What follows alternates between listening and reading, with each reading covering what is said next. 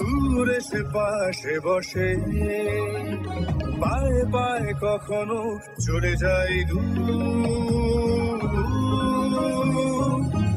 এ জীবন উদযাপনের সুর, radio radio জাদু, এগিয়ে চলার সুর, রেডিও রেডিও জাদু। 90.8 megahertz community radio, Jadavpur university. শুরু হচ্ছে আমাদের বিশেষ অনুষ্ঠান ম্যাটিক্স কৃষি পাঠশালা। এই অনুষ্ঠানে আমরা ভূমি সুরক্ষা এবং চাষবাসের নানান দিক নিয়ে আলোচনা করব। সঙ্গে থাকবেন কৃষক এবং কৃষি বিশেষজ্ঞরা। ভারত সরকারের রাসায়নিক ও সার মন্ত্রকের উদ্যোগে এবং ম্যাটিক্স ফার্টিলাইজার অ্যান্ড কেমিক্যালস লিমিটেডের সহায়তায় অনুষ্ঠানটি সম্প্রচার করা হচ্ছে।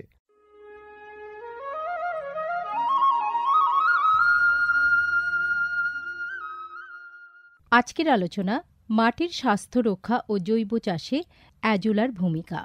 আলোচনা করবেন কৃষি বিশেষজ্ঞ ডক্টর মণিদীপ্ত সাহা। এই বিশেষ আলোচনাটি শুনবেন কৃষি সংক্রান্ত ঘোষণার পর।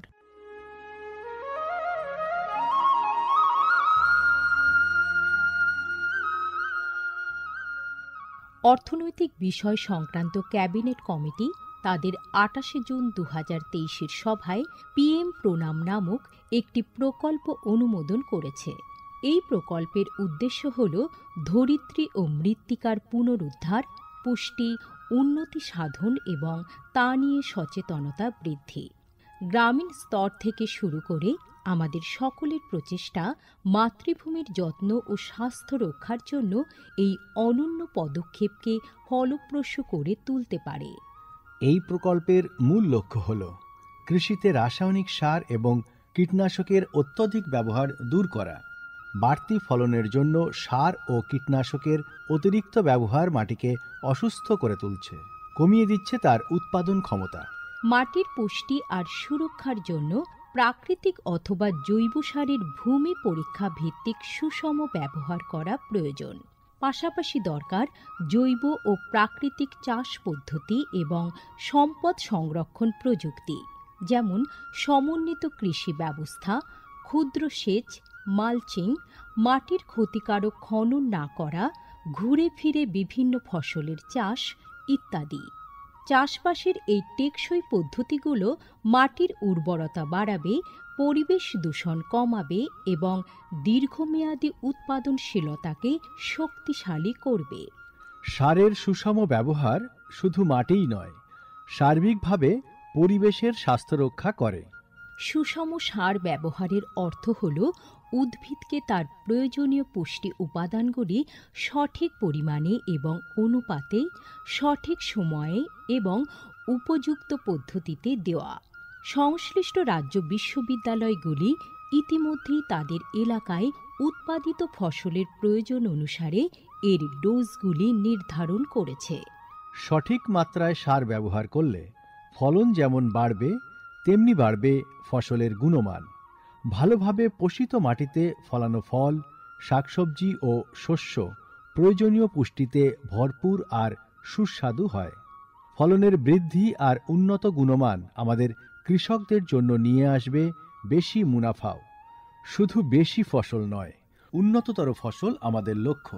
এই কৌশলে লাভবান হবে প্রত্যেকে, আমাদের কৃষকরা, আমাদের পরিবেশ এবং সর্বোপরি আমরা সকলে। বিচার বিবেচনার সঙ্গে পরিপোষক ব্যবহার করলে কেবল ফলনই বাড়ে না, প্রজন্মের পর প্রজন্ম জমি থাকে উর্বর।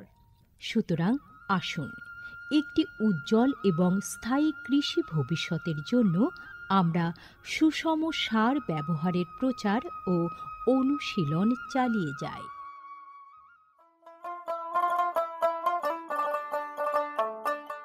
বিকশিত ভারত সংকল্প যাত্রা বা VBSY এর একটি গুরুত্বপূর্ণ অংশ হল ভারত সরকারের সার বিভাগ দ্বারা PM প্রণাম স্কিম এবং কৃষিতে ড্রোন ব্যবহারের প্রচার। সারের সুষম ব্যবহার এবং ন্যানো সারের ব্যবহার নিশ্চিত করার কাজে সার বিভাগ বিভিন্ন সংস্থা ও মানুষকে নিযুক্ত করেছে, যেমন বিভিন্ন সার উৎপাদনকারী সংস্থা, প্রধানমন্ত্রী কৃষি সমৃদ্ধি কেন্দ্র বা PMKSK গুলি, ফিল্ড অফিসার এবং নোডাল অফিসারদের। VBSY এর একটি প্রধান দিক হল বিভিন্ন শস্য এবং গাছপালার ওপর ন্যানো এবং জল দ্রবণীয় সার স্প্রে করার কাজে ড্রোনের ব্যাপক ব্যবহার। এই উদ্যোগের ফলে ২৯টি রাজ্য ও কেন্দ্রশাসিত অঞ্চলের বিভিন্ন জেলায় হাজার হাজার ড্রোন প্রদর্শন হয়েছে। এই পদ্ধতিটি হাতে কলমে দেখিয়ে দেওয়ায় আধুনিক কৃষি প্রযুক্তি গ্রহণের সুবিধাগুলি মানুষের কাছে আরও স্পষ্ট ও বিশ্বাসযোগ্য হয়ে উঠেছে। এই জনসংযোগ কর্মসূচিগুলি দীর্ঘমেয়াদী কৃষি অনুশীলনের সুফল সম্পর্কে নাগরিকদের অবহিত করতে একটা বড় ভূমিকা পালন করেছে। সারা দেশ জুড়ে লক্ষাধিক দর্শক ড্রোনের প্রদর্শনী প্রত্যক্ষ করেছেন। প্রচলিত ইউরিয়ার চেয়ে ন্যানো ইউরিয়ার উপকারিতা বিষয়ে সচেতন হয়ে কৃষকরা ন্যানো সার প্রয়োগে গভীর আগ্রহ দেখিয়েছেন। এই কর্মসূচির আলাপ আলোচনায় উঠে এসেছে জৈব চাষের উপযোগিতা, যা প্রমাণ করে চাষের এই সব অনুশীলনগুলি নিয়ে কৃষকদের সচেতনতা। উৎসাহী কৃষকরা কৃষিতে ড্রোন প্রযুক্তির বিষয়ে আগ্রহ প্রকাশ করেছেন। এই আধুনিক কৌশলগুলির অর্থনৈতিক কার্যকারিতা কৃষকদের নতুন দিশা দেখিয়েছে, কৃষিতে এক স্থায়ী এবং সাশ্রয়ী পদ্ধতির পথ প্রশস্ত করেছে। মাননীয় প্রধানমন্ত্রী মহিলা কিষাণ ড্রোন কেন্দ্র চালু করেছেন। এটি মহিলা স্বনির্ভর গোষ্ঠীগুলিকে ড্রোন সরবরাহ করবে, যাতে তারা এই প্রযুক্তি ব্যবহার করে জীবিকা নির্বাহ করতে পারে। VBSY প্রোগ্রামের রূপায়ণে PMKSKগুলি সক্রিয় ভূমিকা পালন করছে। একে অপরের সঙ্গে এই সহযোগিতাই আমাদের পাথেয়। বিকশিত ভারত সংকল্প যাত্রা শুধু একটি যাত্রা নয়, এটি ভারতীয় কৃষির দীর্ঘমেয়াদী এবং প্রযুক্তিগতভাবে উন্নত ভবিষ্যতের দিকে একটি গুরুত্বপূর্ণ পদক্ষেপ। যাত্রাপথে এটি জাতির কৃষিকে সম্পূর্ণ পুনর্নির্মাণ করা, উদ্ভাবনকে উৎসাহিত করা এবং সবার জন্য একটি সবুজ, আরও সমৃদ্ধ ভবিষ্যৎ নিশ্চিত করায় অঙ্গীকারবদ্ধ।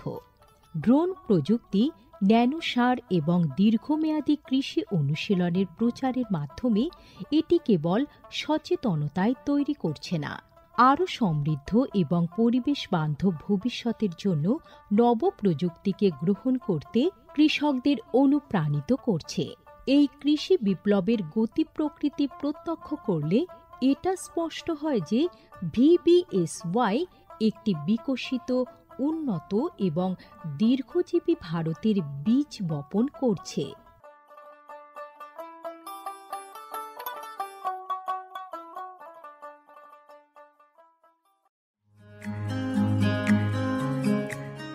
ভারতের যে সার কোম্পানিগুলি সবচেয়ে দ্রুত গতিতে বৃদ্ধি পাচ্ছে, ম্যাটিক্স ফার্টিলাইজার্স অ্যান্ড কেমিক্যালস লিমিটেড তার মধ্যে অন্যতম। পশ্চিমবঙ্গের পানাগড়ে অবস্থিত তাদের কারখানায় বছরে 12.5 লক্ষ টনের ওপর ইউরিয়া সার উৎপাদন হয়। ভারত সরকারের গ্রিনফিল্ড প্রজেক্ট হিসেবে স্বীকৃত এই কারখানায় তৈরি হয় ডক্টর ফসল। ইতিমধ্যে যা পূর্ব ভারতের সর্বাধিক বিক্রিত ইউরিয়া সার হয়ে উঠেছে। কৃষি উন্নয়ন ও ভূমি সুরক্ষা, ক্ষুধা, অপুষ্টি ও দারিদ্র্য দূরীকরণ, গ্রামীণ এলাকা ও বস্তি উন্নয়ন, লিঙ্গ সাম্য, পরিবেশ, স্বাস্থ্য, শিক্ষা ইত্যাদি নানান বিষয়ের উপর জোর দেয় ম্যাটিক্সের CSR প্রকল্পগুলি।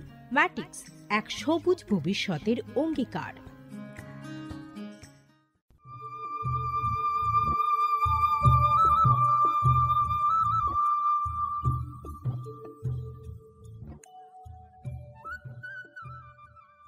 আপনারা শুনছেন ম্যাটিক্স কৃষি পাঠশালা, আর আজকের আলোচনা মাটির স্বাস্থ্য রক্ষা ও জৈব চাষে অ্যাজোলার ভূমিকা। এ বিষয়ে আলোচনা করবেন ডক্টর মণিদীপ্ত সাহা, যিনি শস্য শ্যামলা কৃষি বিজ্ঞান কেন্দ্রের কৃষি বিশেষজ্ঞ। নমস্কার। নমস্কার।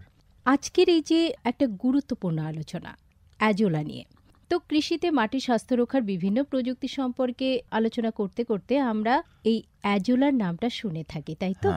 যেটা হয়তো আজকাল বেশি বেশি করে শুনছি। এটা খুবই একটা কমন নাম এবং প্রায়ই কৃষি আলোচনার ক্ষেত্রে এটা বারবার উঠে আসে, এর বিশেষ বিশেষ ভূমিকাগুলো। মানে এটা একটা পানা, হ্যাঁ, তো মানে এটা খুব কচুরি পানা সহজ টাইপের। ভাষায় আমরা হ্যাঁ। আমাদের যেখানে পুকুর, ডোবা অর্থাৎ জলীয় জায়গা যেগুলো, সেইখানে আমরা যে সাধারণ পানা যেগুলো দেখতে পাই, কচুরি পানা বা টোপা পানা, সেই রকমই এটা কিন্তু পানা জাতীয় উদ্ভিদ এই আচ্ছা। অ্যাজোলাটি। তাহলে শুরুতে একটু ছোট করে বলুন যে অ্যাজোলার জিনিসটা কি, যেটা দেখে বোঝা যাবে, মানে আমরা সাধারণ মানুষরাও বুঝতে পারবো যে এটা অ্যাজোলা। হ্যাঁ, আমি যেটা প্রথমেই বললাম যে আমাদের বিভিন্ন এই যে আশেপাশে পুকুর, ছোট ডোবা, জলীয় যে জায়গাগুলো রয়েছে, সেই সব জায়গায় বিভিন্ন পানার সাথে এই রকম একটি ছোট জলীয় পানা দেখা যায়, যেটাকে আমরা অ্যাজোলা নামে চিনি। এটি অন্যান্য কচুরি পানা বা অন্যান্য যে পানাগুলো রয়েছে তার মতনই একটি জলীয় উদ্ভিদ, এবং এইটার বিশেষ বিশেষ কিছু গুণ আছে। বিশেষ গুণ বলতে এটা বিশেষত কৃষিক্ষেত্রে মাটির উর্বরতা এবং ফসলের উৎপাদন বাড়াতে খুব সাহায্য করে। তো কিভাবে মাটির উর্বরতা বাড়ায় এই অ্যাজোলা? এই অ্যাজোলার বিভিন্ন রকমের জাত হয়। এই অ্যাজোলাটা জলেই বড় হয়, মানে জলজ যেহেতু উদ্ভিদ। হ্যাঁ। এটা বিভিন্ন জাতের হয়, azolla pinnata, azolla mexicana, azolla microphylla, azolla rubra, এরকম বিভিন্ন জাত হয়। কিন্তু আমাদের এই ভারতবর্ষ বা এশীয় মহাদেশে এইখানে মূলত অ্যাজোলা পিনাটা নামক এই জাতটি আমাদের এখানে পাওয়া যায়। আচ্ছা। এটি দেখতে সবুজ, এবং আর বাকি যে বললেন তিনটে জাতের কথা, সেগুলো কি এগুলো একেবারে আমাদের পাওয়া এখানে যায় না, আমাদের এখানে পাওয়া যায় না। এগুলো বিদেশে বিভিন্ন জায়গায় বিভিন্ন জাতগুলো পাওয়া যায়। আচ্ছা। আমাদের এখানে বহুলভাবে পাওয়া যায় এই অ্যাজোলা পিনাটা জাত, এবং এটি দেখতে ছোট ছোট ত্রিকোণাকার পাতা একসাথে লেগে রয়েছে, এরকম ছোট পাতা, এবং এর আকৃতিটা অনেকটা ছাতার মতো। পাতাটা ওপরের দিকে থাকে এবং তার নিচের দিকে শিকড় ঝুলে থাকে। আচ্ছা। এটা জলে দ্রুত বাড়তে পারে, ফলে আমরা যখনই পুকুরে দেখি তখন আমরা দেখতে পাই যে পুকুর পুরো অ্যাজোলা পানাতে ভর্তি হয়ে রয়েছে। সাধারণত এই পানাটা অনেকটা এর সাদৃশ্য রয়েছে আমরা যে হাঁস পানা বা ছোট কানি পানা যেগুলো দেখে থাকি তার সাথে রয়েছে, কিন্তু একটা বেসিক পার্থক্যও রয়েছে। এই অ্যাজোলা পানাটি অনেকগুলো ছোট ছোট পাতার সাহায্যে গঠিত এবং একটা বড় পানা, আর এই এক কানি পানা বা ছোট যে হাঁস পানা যেগুলোকে আমরা বলি, সেগুলো একটা পাতার পানা হয়। তো এইটা দেখে আমরা প্রাথমিকভাবে একে আলাদা করতে পারি। আচ্ছা। এই পানাটা পুকুরে জলে যখন বাড়তে থাকে, প্রচুর পরিমাণে বৃদ্ধি গুণ প্রায় 3 থেকে 4 দিনের মধ্যে 3 গুণ পরিমাণ হয়। আচ্ছা। তো সেই জন্য এটা যখনই কোনো জলীয় জায়গায় থাকে এটা দ্রুত বেড়ে যায়, বেড়ে গিয়ে এটার মানে আলাদা কোনো যত্নও করতে হয় না। এটার বিশেষত্ব এটাই যে এর বৃদ্ধি দ্রুত, এবং এটা মাটির স্বাস্থ্য রক্ষার সাথে সাথে এর কিন্তু বিভিন্ন রকমের ব্যবহার রয়েছে, যেটা আমাদের কৃষিতে বেশ ভালো রকমের একটা লাভের জায়গা তৈরি করতে পারে। যে জলে হচ্ছে, তো ধরুন পুকুরে হচ্ছে, তো পুকুরে তো মাছ থাকতে পারে, তো সেটা কি কোনো অসুবিধা সৃষ্টি করবে না? এই অ্যাজোলা পানাটি বিশেষত গ্রাস কার্প জাতীয় যে মাছগুলি রয়েছে তাদের এটি খাদ্য হিসাবে খুব, তাদের কাছে খুব মাছেরও খাদ্য গ্রহণযোগ্য খাদ্য। ফলে পুকুরে যদি এরকম কিছু থাকে তাহলে সেক্ষেত্রে পানাটার পরিমাণ একটু কমে যায়। নয়তো এটা যে জায়গাতে জলীয় জায়গায় রয়েছে সেই জায়গায় কিন্তু এটা ব্যাপকভাবে বেড়ে যায় এবং সেটাকে আমরা কাজে লাগাতে পারি। গ্রাস কার্প মাছের আপনি খাদ্য বলছেন, কিন্তু অন্যান্য যে মাছগুলো রয়েছে তাদের কোনো অসুবিধা হবে না? অসুবিধা হয় না। কারণ হচ্ছে যে যদি আমরা যখন এবার কৃষির ক্ষেত্রে এর গুরুত্ব আলোচনা করব, যে মাটির স্বাস্থ্য রক্ষার ক্ষেত্রে এই অ্যাজোলার গুরুত্বটা কি, সেই ক্ষেত্রে আমরা যদি দেখি এই অ্যাজোলা পানাটির একটা বিশেষ গুরুত্ব হলো এই অ্যাজোলা পানাটার সাথে একটি সায়ানোব্যাকটেরিয়া, মানে এক ধরনের জীবাণু, তারা এর সাথে সঙ্গবদ্ধ অবস্থায় থাকে। এবং এই জীবাণুটা বাতাস থেকে নাইট্রোজেনকে ধরে নিয়ে সে মাটির মধ্যে পৌঁছে দিতে পারে, অর্থাৎ মাটিতে সে সংবন্ধন করতে পারে, মাটির মধ্যে জমাতে পারে। ফলে যে জমিতে অ্যাজোলা রয়েছে সেই জমিতে কিন্তু নাইট্রোজেনের পরিমাণ না থাকার তুলনায় কিন্তু অনেক বেড়ে যায়। ফলে কি হচ্ছে, আমি যখনই একে ধান জমি বা আমার কোনো কৃষি জমিতে একে রাখছি তখন সে কিন্তু মাটিতে এর নাইট্রোজেনের পরিমাণ বাড়িয়ে দিচ্ছে। আচ্ছা, কিন্তু এই নোনা মাটি যদি হয় সেখানে কাজ করার ক্ষমতাটা কেমন? হ্যাঁ, আমাদের এই দক্ষিণ 24 পরগনা জেলা বা উত্তর 24 পরগনা, অর্থাৎ আমাদের এই যেটা উপকূলবর্তী অঞ্চল, যে জায়গার মাটি বিভিন্ন রোগ সমস্যাজনিত অবস্থায় রয়েছে, তার মধ্যে মূল যে মাটির যে দুটি রোগ, একটা হলো নোনা রোগ আর একটা হলো অম্ল রোগ। এই নোনা এবং অম্ল রোগকে দূর করবার ক্ষেত্রে কিন্তু এই অ্যাজোলার একটা বিশেষ গুরুত্ব বা ভূমিকা সে পালন করে থাকে। আচ্ছা। যখনই আমার এই অম্ল মাটি হয়, সেই অম্ল মাটিতে জীবাণুর বৈচিত্র্য কম এবং তাদের কার্যকারিতা অনেক কম থাকে। নোনা মাটিতেও একই রকমভাবে তাদের কার্যকারিতা কম থাকে এবং মাটির যে খাদ্যগুণ, সেই খাদ্যগুণগুলো কিন্তু অনেক পরিমাণে কম থাকে, ফলে গাছের সঠিক পুষ্টি হয় না। তো সেই সব জমিতে আমরা যদি ধান চাষের সাথে অ্যাজোলা চাষ করতে পারি, তাহলে সেই ক্ষেত্রে কি হবে, একদিকে অ্যাজোলা যেমন নাইট্রোজেনের যোগান প্রতিনিয়ত দেবে, ফলে আমার রাসায়নিক সারের ব্যবহার কমবে, সাথে সাথে আমার ফসলের উৎপাদন বাড়বে, কারণ সঠিক সময়ে নাইট্রোজেন খাবারটা আমার সেই ফসলের কাছে পৌঁছে যাচ্ছে। ফলে আমার সারের চাহিদা যেমন কমলো এবং সঠিক সময়ে খাবার পৌঁছে যাওয়ার জন্য আমার কিন্তু ফসলের উৎপাদনটা আগের থেকে বাড়লো।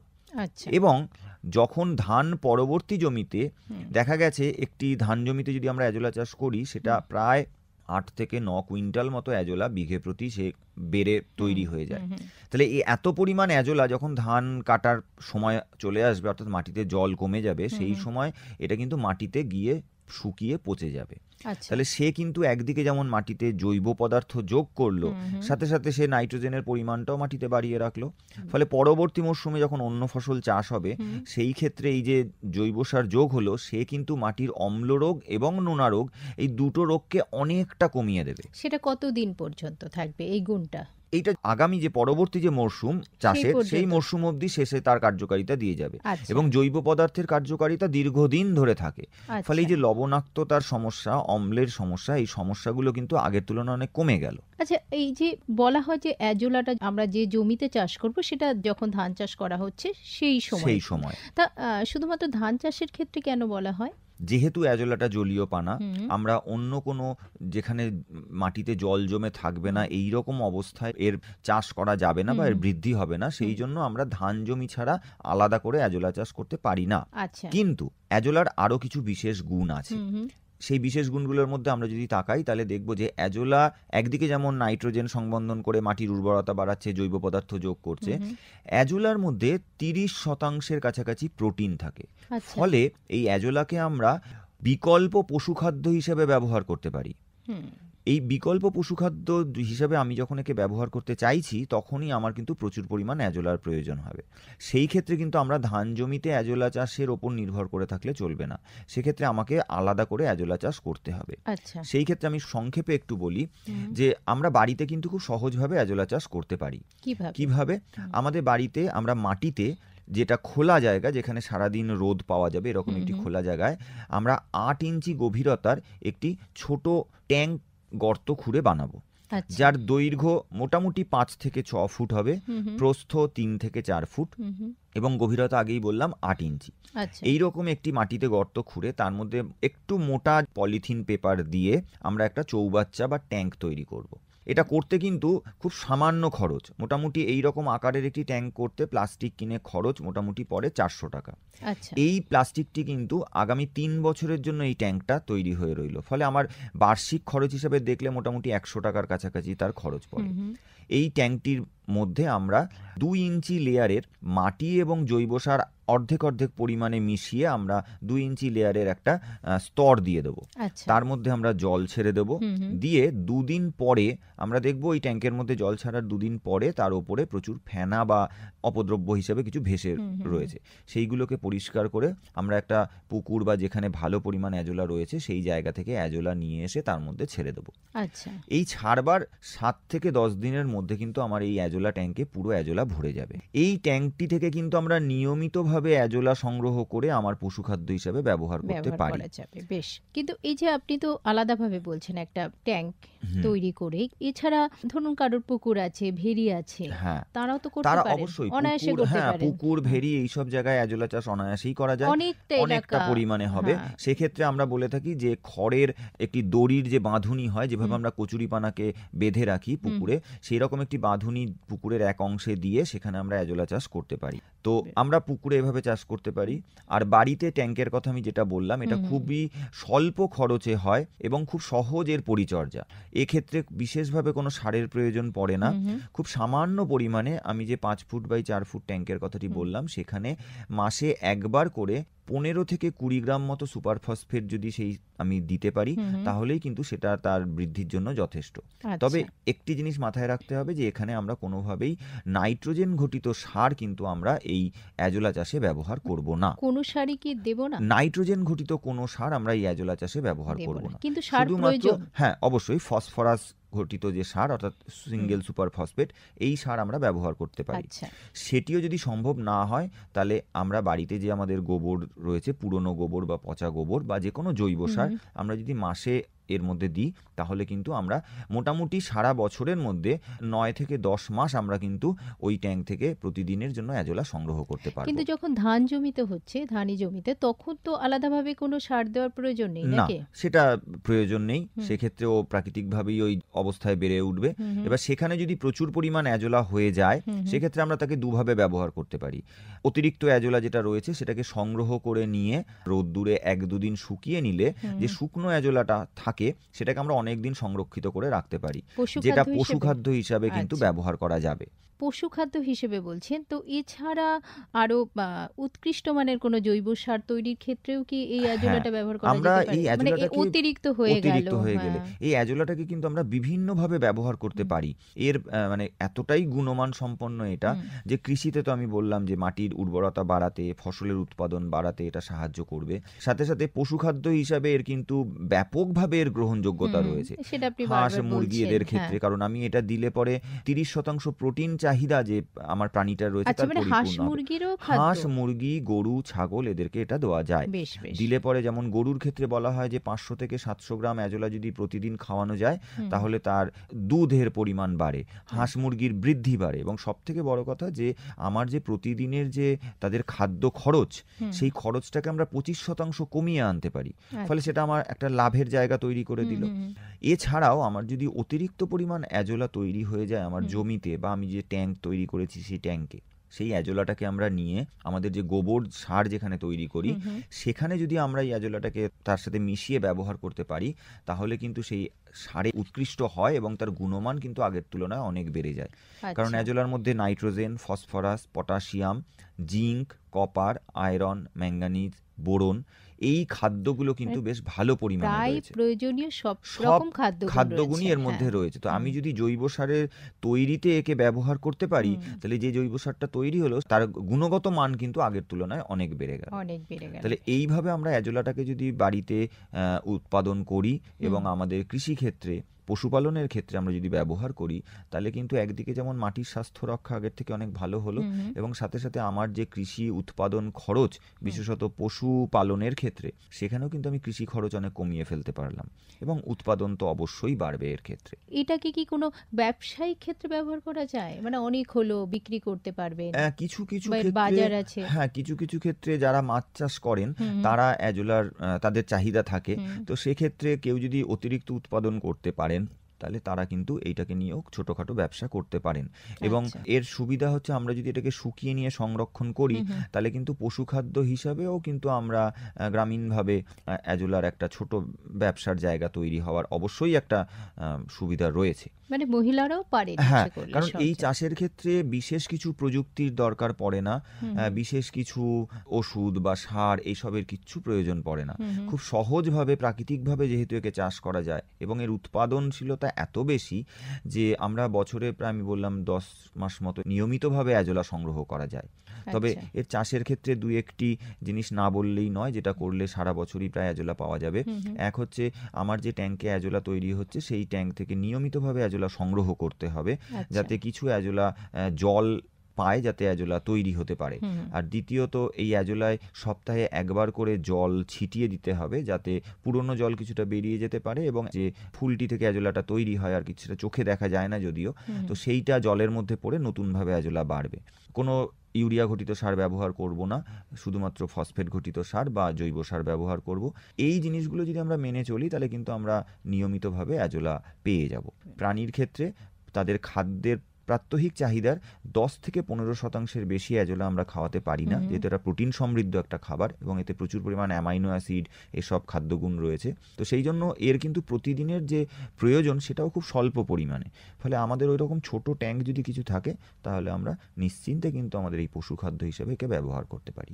আচ্ছা, মনিদীপ্ত বাবু, আপনারা আর কি মানে কেভিকে থেকে বিভিন্ন জায়গায় যান, আপনার ফিল্ডে যান, আপনারা সরাসরি কৃষক বন্ধুদের সঙ্গে কথা বলেন, পরামর্শ দেন। তো এই যে অ্যাজোলা বিষয়ে আপনাদের যে পরামর্শ, সেটা কৃষক বন্ধুরা কতটা নিচ্ছেন? হ্যাঁ, এই ক্ষেত্রে আমি বলি খুব তাৎপর্যপূর্ণভাবে, বিশেষত আমাদের দক্ষিণ চব্বিশ পরগনার যেসব জায়গা খুব নোনার সমস্যায় ভোগে সেই সব চাষিরা যারা আমাদের পরামর্শ মেনে তাদের ধান জমিতে অ্যাজোলার চাষ করেছিলেন এবং লাভ পেয়েছেন, তারা কিন্তু এখন নিয়মিতভাবে তাদের জমিতে অ্যাজোলা চাষ করেন বা করার চেষ্টা করে থাকেন। এবং সাথে সাথে বিশেষভাবে যারা পোলট্রি করেন, আমাদের সোনারপুরের বেশ কিছু জায়গা রয়েছে, আমাদের বাসন্তীর কিছু জায়গা রয়েছে, এরকম গ্রামীণ মহিলা যারা পোলট্রি করেন, টার্কি পাখি চাষ করেন, তারা তাদের বাড়িতে কিন্তু মানে এই মুহূর্তে একাধিক অ্যাজোলার ট্যাঙ্ক বানিয়ে নিয়েছেন। আচ্ছা, সেটার প্রশিক্ষণ তো নিশ্চয়ই তারা আপনারাই দিয়েছেন। হ্যাঁ, প্রশিক্ষণ নিয়েছেন, কিন্তু প্রশিক্ষণ নেওয়ার পর তারা যখন দেখেছেন যে একে সহজভাবে চাষ করা যায়, এর উৎপাদন খরচ সামান্য এবং এটা খাদ্য হিসাবে ব্যবহার করে তাদের যে লাভ হয়েছে, সেই জায়গা থেকে তারা নিজেরাই কিন্তু এই অ্যাজোলা চাষকে আরও বাড়িয়ে নিয়েছেন। তারা ছাদেও কিন্তু ছোট ছোট গামলা, টব এসবের মধ্যেও অ্যাজোলা চাষ করছেন। আচ্ছা, তো সেই ক্ষেত্রে শহরাঞ্চলেও যদি কেউ তাদের ছাদে ছোটভাবে গামলা বা এইসব জায়গায় অ্যাজোলা চাষ করেন, তারাও কিন্তু বাড়িতে ছোটভাবে জৈব সার উৎপাদনের ক্ষেত্রে এগুলোকে কাজে লাগাতে পারেন। শহরাঞ্চলের কথা বলেন, যারা টবে করবেন, হ্যাঁ, তারা ছাদে যে মানে রুফটপ গার্ডেন আমরা যেটাকে বলি, সেই ক্ষেত্রে জৈব সার তো আমরা বাজার থেকে কিনি, তো সেই ক্ষেত্রে আমরা কিন্তু বাড়িতে একটা খুব সুন্দরভাবে জৈব সার তৈরি করে নিতে সেটা পারি। কিভাবে তৈরিটা করবেন? আমরা ছাদে পুরনো যে গামলা বা এরকম কিছু জিনিস রয়েছে, পাত্র, তার মধ্যে অল্প অ্যাজোলা চাষ করলাম, কারণ এটা চাষ করার খুব একটা সমস্যা নয়। অ্যাজোলাটা তৈরি হলো, তারপরে সেটাকে নিয়ে আমাদের যে প্রাত্যহিক যে কিচেন ওয়েস্ট বা সবজির খোসা যেগুলো রয়েছে তার মধ্যে দিয়ে আমি একটা পাত্রের মধ্যে ভালো করে মাখিয়ে, যদি সম্ভব হয় একটু কিছু পরিমাণ গোবর তার মধ্যে মিশিয়ে, বা বাজারে এখন ওয়েস্ট ডিকম্পোজার নামে একটি দ্রবণ পাওয়া যায়, খুব কম দাম, তো সেইটা তার সাথে মেশালে খুব দ্রুত এগুলো পচে যায়, পচে গিয়ে একটা উৎকৃষ্ট মানের জৈব সার তৈরি। হ্যাঁ, একেবারে মানে মেশাতে হবে। হ্যাঁ, মিশিয়ে, অবশ্যই মিশিয়ে আমাকে 10-15 দিন রাখলেই এটা পচে গিয়ে একটা সার তৈরি করে দেবে। এবং সেটা কিন্তু আমরা বাড়িতে ছাদের বাগানের ক্ষেত্রে কিন্তু আমরা কার্যকরীভাবে ব্যবহার করতে পারি। সরাসরি দেওয়া যায়? হ্যাঁ, সরাসরি আমরা ব্যবহার করতে পারি। তো ধানি জমিতেই মূলত অ্যাজোলা চাষটা করা হচ্ছে। আর অ্যাজোলা যখন ব্যবহার করা হয় তখন নাকি ইউরিয়ার ব্যবহারটা অনেকটা কম লাগে, এটা কি সত্যি? অবশ্যই, কারণ অ্যাজোলার মূল কাজ হচ্ছে বাতাস থেকে নাইট্রোজেন নিয়ে সেটা মাটিতে যোগান দেওয়া। তাহলে অ্যাজোলা চাষ করলে আমার মাটিতে নাইট্রোজেনের পরিমাণ বাড়ছে এবং ধানের ক্ষেত্রে তার যোগানটাও বাড়ছে, ধান খুব সহজে নাইট্রোজেন পাচ্ছে। তো দেখা গেছে যে প্রতি হেক্টর মানে 7.5 বিঘায় আমার জমিতে যদি অ্যাজোলা চাষ করা থাকে ধান জমিতে, তাহলে 20 থেকে 30 কেজি নাইট্রোজেন, মানে যেটা সমতুল্য হচ্ছে প্রায় 40 থেকে 60 কেজি ইউরিয়ার কাছাকাছি। তাহলে এতটা পরিমাণ ইউরিয়া সার আমার ওই জমিতে ব্যবহার করার কোনো প্রয়োজন নেই আর, অর্থাৎ অ্যাজোলা ওই পরিমাণ নাইট্রোজেনটা গাছকে যোগান দিয়ে দিচ্ছে। তাহলে কি ঘটলো, আমি একদিকে যেমন ইউরিয়া সারের ব্যবহার কম করলাম, আমার খরচ কমলো, এবং এই ইউরিয়া সারটা যদি অতিরিক্ত ব্যবহার হতো তাহলে সেটা মাটি ক্ষতি করতো, তাহলে সেই দিক থেকে মাটির স্বাস্থ্য রক্ষা হলো, এবং আমার এই পরিমাণ অ্যাজোলাটা যখন জমিতে শুকিয়ে পচে যাবে, সে কিন্তু আবার ওই মাটিতে জৈব সার হিসাবে মানে জৈব পদার্থ যোগ করবে। ফলে আমি অনেকগুলো কাজ কিন্তু এই অ্যাজোলা চাষের মাধ্যমে পেয়ে গেলাম, অনেক গুণ সম্পন্ন। এই জন্য আমরা অ্যাজোলাকে সবুজ সোনা হিসাবে পরিচিতি দিয়ে থাকি। আচ্ছা,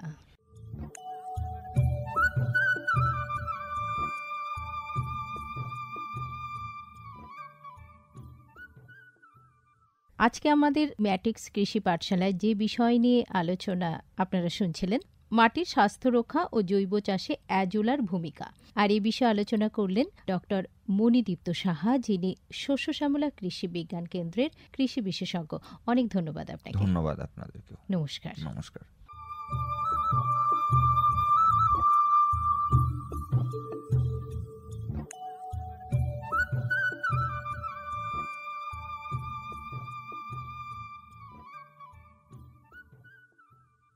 এতক্ষণ শুনলেন আমাদের বিশেষ অনুষ্ঠান ম্যাটিক্স কৃষি পাঠশালা।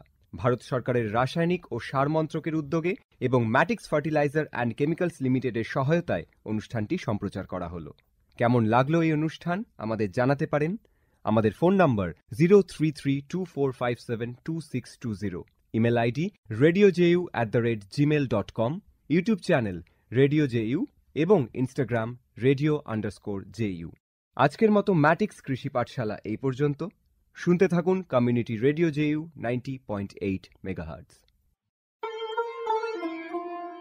মুক্ত চিন্তার পথে ভিন্ন মননের খোঁজ, কমিউনিটি রেডিও যাদবপুর। আপনারা শুনছেন কমিউনিটি রেডিও যাদবপুর 90.8 মেগাহার্টজ। এই বেতার সম্প্রচারটি যাদবপুর বিশ্ববিদ্যালয়ের technical education quality improvement programme TEQIP-র অংশ।